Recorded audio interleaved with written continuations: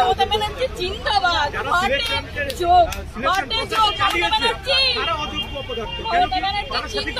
বেঁচে থাকুন এইভাবে আমাদেরকে শেষ করার জন্য। হাততালি আপনাদের জন্য, হাততালি। আমাদেরকে আপনি লাশের পর লাশ দেখবেন, এবার আবার লাশের পর লাশ দেখবেন। এটাই হচ্ছে আপনার অনেক কৃতিত্ব। পুরো বাঙালিকে আমাদের নতুন প্রজন্ম আমাদেরকে পুরো শেষ করে দেওয়া হলো। এবার আপনি খুশি তো? জিতে গেছে তো আপনাদের বাম আমলের প্রতিশোধ নিতে। আপনারা যে খুলে আম দুর্নীতি করেছেন, কি ভেবেছিলেন বাপের উপর বাপ হয় না? দেখে নিলেন তো এবার বাপের উপর বাপ হয়। আপনাদের অন্যায়ের জন্য আজকে আমাদেরকে বলির পাঠা হতে হলো, বলির পাঠা। কোথায় যাবো আমরা? অবশ্যই মমতা ব্যানার্জির ক্যাডারদের জন্য। তারা যদি টাকা না নিয়ে সামনের দিকে কি করে আসতো এই প্রশ্নটা এত বছর? 2012 সালেও 2012 সালের এসএসসিতেও দুর্নীতি হয়েছে, সেটা চাপা পড়ে গেছে। তারপরে এটা খুলে আমি জানি কোথায় কোথায় টাকা নেওয়া হয়েছে, কারা চাকরি পেয়েছে টাকা দিয়ে।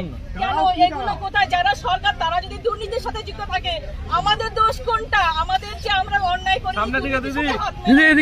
তারপরে আমরা যে এইখানে এসছি, অবশ্যই মমতা ব্যানার্জির লোকেদের যারা দুর্নীতি করেছে, তৃণমূলের এটা হাজার বার তৃণমূলের যারা খুলে আমারও অফার এসেছিল টাকা দেওয়ার জন্য, আমি যাইনি।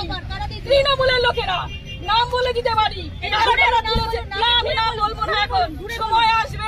সময় আসবে সব মরণ কামড়। এতদিন কি আমরা সবাই চুপচাপ ছিলাম? এবারে মরণ কামড় দিয়েই তারপর মরবো। মরে তো যাবো, এছাড়া এইভাবে আমরা বাড়িতে তো আর ফিরতে পারবো না।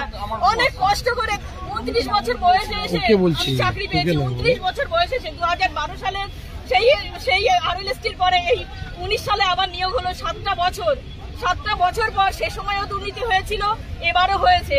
এত বছর পরে 29 বছর জীবনের শেষ সময় এসে আর আমরা কি দাঁড়াতে পারি? সারা বছর কি সারা জীবন কি মানুষ পড়াশোনা করতে পারে? এখন বলছে রি-এক্সামের কথা।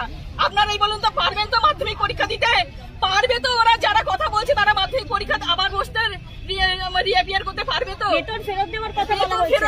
আমি জানি না কিসের কথা বলা হয়েছে, পরিষ্কার বলেছি এটা বলে নেবো।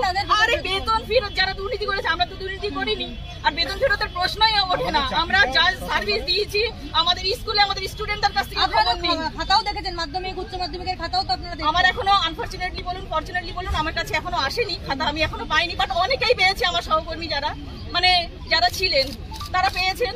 এখন আমরা কি করব? আপনাদের কি মনে হয় আপনাদের এই যে এই জাজমেন্টটা হলো, আমাদের দোষটা কোথায় বলুন তো?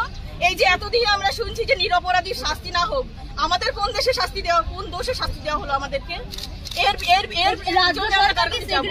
বাছাই করতে পারেনি বলেই আপনাদের এই ফল ভুগতে হচ্ছে। বাছাই করবে কি করে? যে চুরি করলো তাকে যদি বলেন যে আপনি যে জিনিসগুলো চুরি করেছেন ফেরত দিন, আপনি দেবেন?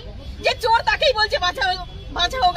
সে সেগ্রিগেশন হয়েছে হয়নি, তার জন্য সিবিআই দিয়েছে, সিবিআই তার জন্য ডেটা দিয়েছে, মানা হলো না। আমরা কোথায় যাব এখন বলুন তো? আমাদের হয়ে বলার কে আছে? আদালত হাইকোর্টে আমাদের করে দিল, সুপ্রিম কোর্টেও সেম। আমরা তো বুঝতে পারছি যে আমরা যদি দোষ না করে আমরা শাস্তি পেয়ে থাকি, তাহলে এটা ডেফিনেটলি পলিটিক্স ছাড়া আর কিচ্ছু না।